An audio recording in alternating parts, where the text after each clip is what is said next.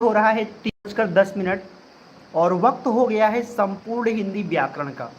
आप जानते हैं कि आपकी परीक्षा हिंदी व्याकरण बहुत मैटर करता है, खासकर ऐसे साथी दोस्तों जिनका विज्ञान कमजोर है।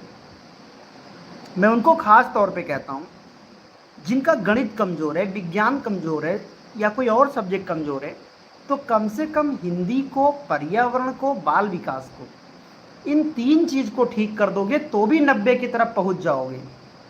तो कुल मिलाकर जो सब्जेक्ट का ज्ञान आपको थोड़ा कम है, जिस पर आपने कमांड कम किया है, या आपको पहले से उस विषय का ज्ञान कम है, तो उस पर बहुत ज़्यादा समय बर्बाद ना करिए। हिंदी में अच्छे खासे नंबर बढ़ाए जा सकते हैं। तो आइए दोस्त, शुरुआत करते हैं सेशन का। बहुत स्वागत आप सबका, सभी को गुड इवनिंग। पहला प्रश्न स्क्रीन पर है कि हिंदी भाषा में कुल कितने व्यंजन होते हैं। साथियों, हिंदी भाषा में आपको बताना है कुल कितने व्यंजन होते हैं। 33 होता है, 35 होता है, 30 होता है या 40 होता है। साथियों, हम सब लोग जानते हैं 40 तो नहीं होता, ना तो 30 ना 35, ओनली 33 होता है। यानी हिंदी भाषा में टोटल 33 व्यंजन होते हैं। 11 दोस्तों जो होते हैं वो स्वर होते हैं, जिनमें 4 दोस्तों मूल स्वर होता है, और 7 दोस्तों दीर्घ स्वर होते हैं। आपको पता ही होगा कि आ ई ऊ री, ये 4 आपके मूल स्वर हैं, और बाकी जो बच गया ए ओ औ, और बाकी दोस्तों बड़ा आ, बड़ी ई, बड़ा ऊ, जो उधर जाएंगे सारे, वो 7 आपके दीर्घ स्वर होते हैं, है ना। और व्यंजन की बात तो मैंने आपसे कर ही लिया है। अगले क्वेश्चन पे आ जाओ दोस्तों। कवि शब्द का स्त्रीलिंग क्या होगा। सबसे ज्यादा पूछा जाने वाला ये शब्द कि आखिर कवि शब्द का दोस्तों स्त्रीलिंग क्या होगा। कवयित्री होगा, कविनी होगा, कवित्री होगा, कवियित्री होगा। देखो साथी, आमतौर पे जब लोग परेशान होते हैं तो ज़्यादातर इन दोनों में लोगों को डाउट नहीं आता है। डाउट केवल इन्हीं दोनों को लेकर है, या तो कवित्री या तो कवित्री। इन्हीं दोनों में लोगों को डाउट आता है, जबकि हकीकत में दोस्तों इसका जो सही उत्तर होता है वो होता है ऑप्शन नंबर ए, कवित्री। बोलने पर नहीं लगता है, लेकिन आपको समझना पड़ेगा कि वही उसका सही स्त्रीलिंग है। अगले क्वेश्चन पे आ जाओ। चर अचरम, चर आचरम मतलब देखो, चर अचर की बात हो रहा है, जिसमें एक पद दूसरे का बिल्कुल उल्टा है। यानी दोस्तों आपको पता है, जब मैं कहता हूं कि राजा और बगल में लिख दूं रानी, मैं कह दूं रात तो बगल में हो जाए दिन, मैं कह दूं सुख तो मैं कह दूं दुख। तो अगर एक शब्द दूसरे का उल्टा हो तो वहां पे दोस्तों द्वंद्व समास होता है। और तत्पुरुष समास दोस्तों तब होता है जब कारक चिन्हों का ज्ञान होता है। और बहुव्रीहि समास दोस्तों तब होता है जब वो शब्द किसी तीसरे व्यक्ति की ओर संकेत करता है। और हाँ, कर्मधारय समास दोस्तों तब होता है जब पहला शब्द दूसरे शब्द की विशेषता बताता है, तो उसको दोस्तों कर्मधारय समास कहा जाता है। साथियों, अगला क्वेश्चन, आग का दोस्तों पर्यायवाची शब्द इसमें से कौन सा होगा। साथियों, एक एक शब्द को समझो। व्योम का मतलब तो आकाश होता है, अली का मतलब ये भंवरा होता है, अनिल का मतलब हवा होता है, हुतासन का मतलब आग होता है। यानी अगर मैं देखूं तो आपका जो सही जवाब है फोर्थ का विकल्प नंबर ए ही इसका सही उत्तर है, क्योंकि हुतासन हो गया। वैसे एक चीज़ आपको बताना चाहूँगा दोस्तों, अनल और अनिल में फ़र्क होता है। अनल जो होता है वो आग को कहा जाता है, और अनिल दोस्तों हवा को कहा जाता है। समझ गए। आगे बढ़ते हैं साथी। जो वाणी द्वारा व्यक्त ना किया जा सके उसके लिए एक शब्द बताइए। देखो दोस्तों, जहाँ पे पहुँचा ना जा सके वो तो अगोचर है, जो सबसे अलग हो वो अलौकिक है, जो कहा ना जा सके अकथनीय है, और जिसको वाणी द्वारा हम व्यक्त ना कर सकें वो अनिर्वचनीय है। यानी दोस्तों, जिस चीज़ को आप अपनी जीवा के द्वारा नहीं व्यक्त कर सकते हो, मुंह के द्वारा बोलकर आप प्रकट नहीं कर सकते हो जिन शब्दों को, तो वो दोस्तों आपका होता है अनिर्वचनीय। क्या होता है साथी? अनिर्वचनीय होता है। आगे, इनमें से कौन सा तद्भव शब्द है। देखो दोस्तों, मक्खी तो तद्भव है, तो मुझे साफ साफ दिख रहा है, लेकिन हस्त जो होता है दोस्तों ये संस्कृत भाषा का शब्द है। मैं नीचे का विकल्प एक बार चेक कर लेता हूँ। अग्नि और सूर्य वो भी संस्कृत का है, इसका मतलब पहला ही ऑप्शन उसका सही था। राम ने खाना खाया होगा, दोस्तों इसमें कौन सा काल होगा। बताइए, राम ने खाना खाया होगा, इसमें दोस्तों कौन सा काल होगा? आपको ये बताना है। काल मतलब समय। आपको क्या लग रहा है, ये संदिग्ध भूतकाल है, पूर्ण भूतकाल है? देखो, पूर्ण भूतकाल वो होता है जो काम पूरी तरह बीत चुका हो, और आसन्न भूतकाल वो होता है जहां पे उसके अभी अभी समाप्त होने की बात हुई होती है।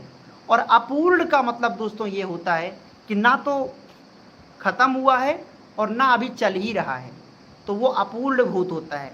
लेकिन संदिग्ध में दोस्तों आपको संदेह दिखता है कि राम ने खाना खाया होगा, यानी आप अनुमान लगा रहे हो कि राम ने खाना खा लिया होगा, है ना? मतलब जब आप कहते हो, देखो टोन है बोलने का, राम ने खाना खा लिया होगा, मतलब आप अंदाजा लगा रहे हो, यानी आपको संदेह भी है और एक तरफ आप कह भी रहे हो कि हाँ राम ने खाना खा लिया होगा, है कि नहीं?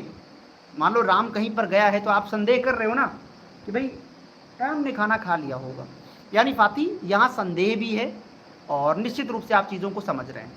अगले क्वेश्चन की तरफ आ जाइए दोस्तों, अन्वेषण का सही संधि विच्छेद क्या होगा? साथियों, हम सब इस बात को जानते हैं कि अन्वेषण का जो सही संधि विच्छेद होता है वो होता है अनुधन एषण। ये तो हमको भी पता था, लेकिन आपको बताना है कि इसमें संधि कौन सी है।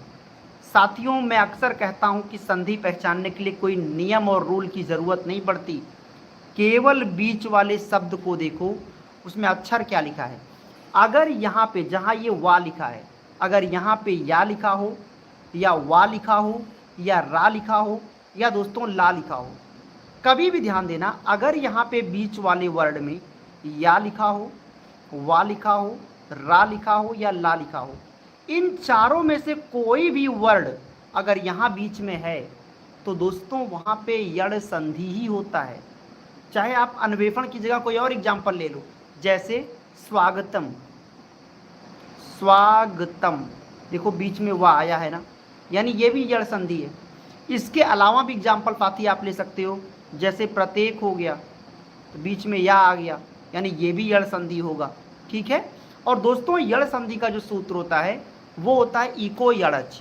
अगला प्रश्न साथियों, अयादि संधि इसमें से कौन सा है? सॉरी, मैं तो उत्तर ही बोल दिया हूँ दोस्तों। पावन शब्द में कौन सी संधि होगी? तो मैंने कहा था पाव मतलब आव, यानी अयादि। देखो, अयादि संधि को पहचानने के 4 शब्द हैं। अगर किसी शब्द के शुरू में बोलने पर अय निकले या फिर आय निकले, या बोलने पर औ निकले या बोलने पर आव निकले, तो साथियों हमको समझ जाना है कि वहां पे अयादि संधि है। एग्जाम्पल ले लो, पावन में क्या है? पाव मतलब आव, मतलब आव निकला, हम समझ गए अयादि। अब आपके मन में आ रहा सर अय का कोई एग्जाम्पल लीजिए। देखो दोस्तों, अय का होता है फिर नयनम, नय, भाई मैं क्या बोला? नयनम, बोलकर देखो, नयनम, तो नयनम मतलब आय, मतलब समझ गए हम लोग। अब बात करेंगे आय का, तो गाय कहा, गाय मतलब आय निकल रहा है ना। तो साथियों शब्दों को बोल कर देखना है कि शुरू में क्या निकल रहा है, अय निकल रहा है कि आय निकल रहा है, औ निकल रहा है कि आव निकल रहा है। अगर ऐसे कुछ शब्द निकल रहे हैं तो हमको तुरंत समझ जाना है साथी कि वहाँ पे क्या होगा। हम सब तुरंत वहाँ पे समझ जाएंगे भाइयों कि वहाँ पे साथियों अयादि संधि होगा, और अयादि संधि का सूत्र होता है एचो अय वायावा। अगला क्वेश्चन दोस्तों, अमृत का विलोम शब्द क्या होगा? अमृत का विलोम क्या होगा? विष होगा, मधुर होगा, सुधा होगा, अमर होगा। देखो साथी, अमृत तो आपको पता ही होता क्या चीज़ होती है, तो अमृत का विलोम कभी भी सुधा नहीं हो सकता, सुधा भी तो अमृत ही है, तो इसका विलोम दोस्तों क्या होगा? विष होगा।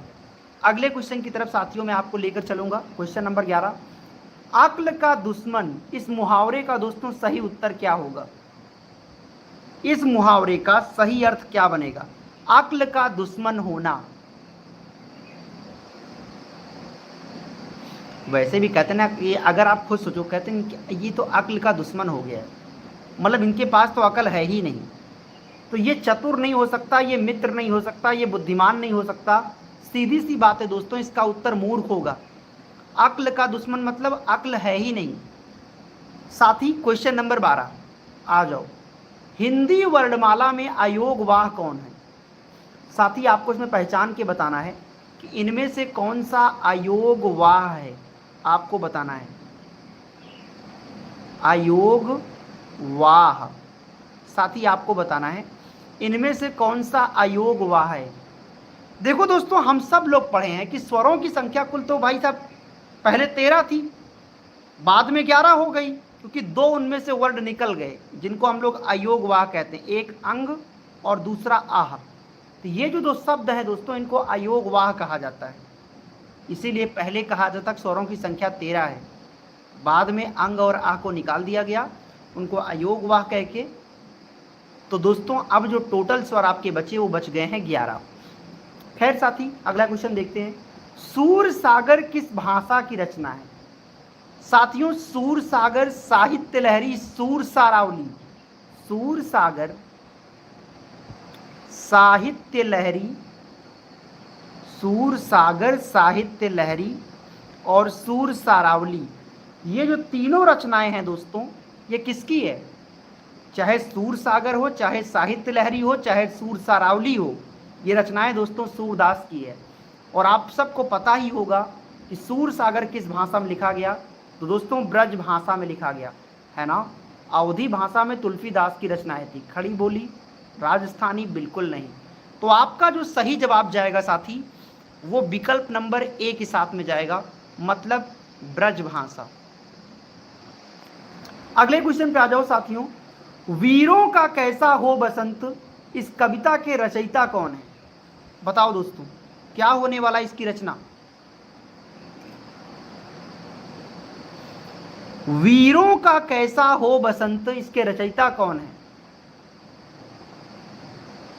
बहुत ही पुराना है लेकिन बहुत ही ज्यादा महत्वपूर्ण है साथियों। लगभग लोगों को पता होगा इसके बारे में, जहां तक मुझे पता है कि नहीं? अरे भाई लगभग लोगों ने इसको तो याद करके रखा है, लगभग लोगों ने इसको एकदम दिमाग में याद कर लिया है कि नहीं? कैसी लाइन थी ये कि आ रही हिमालय से पुकार है उदद गरजता बार बार, प्राची पश्चिम भू नभ अपार, सब पूछ रहे हैं दिग दिगंत, वीरों का कैसा हो बसंत, है कि नहीं? तो यही है दोस्तों। भर रही कोकिला इधर तान, मारू बाजे पर उधर गान, है रंग और रण का विधान, मिलने को आए हैं आदि अंत, वीरों का कैसा हो बसंत। दोस्तों ये जो लाइन है वो सुभद्रा कुमारी चौहान की है। किसकी है साथी? तो ये लाइन दोस्तों किसकी है? सुभद्रा कुमारी चौहान जी की है। ये बात आप सबको विदित ही होगा साथियों। ऑप्शन नंबर ए बिल्कुल सही है। अगला प्रश्न साथियों आपकी स्क्रीन पर है। साथियों आगे बढ़ूं उससे पहले आपके लिए छोटी सी सूचना। आप यूपी टेट पहली बार में पास करने की सोच रहे हैं लेकिन आपकी तैयारी बेसिक से कुछ भी नहीं है और आप सोच रहे हैं कि इसको बेसिक से कवर किया जाए, कम समय में आप पास करना चाहते हैं, तो साथी आपको मैं बताना चाहूँगा कि यूपी टेट पास करने के लिए पहली बात तो 2-3 गलतियों से बचना होगा। गलती नंबर 1, आपको कभी भी किसी बैच के चक्कर में नहीं फंसना है। 5-5 घंटे 7-7 घंटे यूट्यूब की क्लास नहीं देखना है, क्योंकि 5 घंटे आप क्लास ही देखोगे तो खुद कब पढ़ोगे। गलती नंबर 2, किताबों के चक्कर में बहुत ना पढ़े। किताबों में हजारों पन्ने होंगे तो आपको पढ़ना मुश्किल हो जाएगा कि क्या पढ़ें और क्या छोड़ें। तो ऐसे में दोस्तों यूपी टीईटी का पैटर्न पकड़ो 2011 से लेकर 22 तक का, कि वो 90% टॉपिक कौन सा है जो पेपर में बार बार पूछा जा रहा है। अगर वो टॉपिक आपको मिल गए तो इसका मतलब तय है कि आप आराम से 105-110 का सफ़र तय कर दोगे। आपकी इसी समस्या का समाधान के लिए साथियों मैं आपको प्रोवाइड कर रहा हूँ ये 200 पेज का एक प्रीमियम नोट्स है, जिसके अंदर पूरा सिलेबस कवर है। 200 पेज का मतलब 100 पन्ना। अगर आप इसे रोज 1 घंटे भी पढ़ोगे ना तो भी आप दोस्तों 105, 108, 110 का सफ़र तय कर सकते हो। साथ ही आपको कैसे मिलेगा? नीचे नंबर है 9653050981 पे कॉल या व्हाट्सअप मैसेज करके आप इसको दोस्तों परचेज कर सकते हैं। साथियों अगला क्वेश्चन, तो अज्ञेय का पूरा नाम क्या था जिन्होंने तार सप्तक का प्रकाशन किया था? जी हाँ, वही अज्ञेय जी। इनका पूरा नाम क्या है? दोस्तों अज्ञेय जी का नाम चाहे जो हो, लेकिन हमको यहाँ पे दिख रहे हैं हरिवंश राय बच्चन, और हरिवंश राय बच्चन की एक आत्मकथा है जो पेपर में बार बार पूछता है कि क्या भूलूं क्या याद करूं। कुछ जिंदगी ऐसी ही चल रही कि क्या भूलूं और क्या याद करूं। दोस्तों ये आत्मकथा है हरिवंश राय बच्चन की, पेपर में पूछा गया था कि क्या भूलूं क्या याद करूं। ये एक आत्मकथा किस व्यक्ति की है? हरिवंश राय बच्चन के द्वारा लिखा गया। प्रकृति के सुकुमार कवि किसे कहा जाता है? सु से सुकुमार, सु से सुमित्रानंदन पंत को कहा जाता है। हालांकि अपने वास्तविक प्रश्न पर आए तो सच्चिदानंद हीरानंद वात्स्यायन अज्ञेय दोस्तों इनका पूरा नाम था, पूरा गांव ही इनका एक नाम था। इतना लंबा इन्होंने दोस्तों नाम रख लिया। साथियों अगला प्रश्न आपकी स्क्रीन पर है, तुलसीदास कविता के रचनाकार कौन है? मतलब तुलसीदास तो खुद ही एक व्यक्ति थे, लेकिन आपसे पूछ रहा है कि तुलसीदास कविता के रचनाकार कौन थे? दोस्तों तुलसीदास की रचना की थी निराला ने, सूर्यकांत त्रिपाठी निराला ने तुलसीदास नामक रचना ही लिख दी थी। इसके अलावा साथ ही इसके अलावा अगर आप देख रहे हो तो जो महादेवी वर्मा है, महादेवी वर्मा की कुछ रचनाएं आपके दिमाग में एकदम घर कर जाना चाहिए, जैसे पथ के साथी, स्मृति की रेखाएं, अतीत के चलचित्र, ये सब दोस्तों महादेवी वर्मा की ही रचनाएं हैं। और जयशंकर प्रसाद की जैसे कामायनी, आंसू, लहर, झरना, चंद्रगुप्त, स्कंदगुप्त, कंकाल, तितली, इरावती, ये सब दोस्तों जयशंकर प्रसाद जी की रचनाएं हैं। अगले प्रश्न की तरफ दोस्तों आपको लेकर चलता हूं मैं। बहिर्मुखी शब्द में दोस्तों कौन सा उपसर्ग होगा? बहिर्मुखी, बहिष होगा, बही होगा, बहिर होगा, बहिर्मुख होगा, क्या होगा साथी? बताओ दोस्तों क्या होने वाला इसका उत्तर?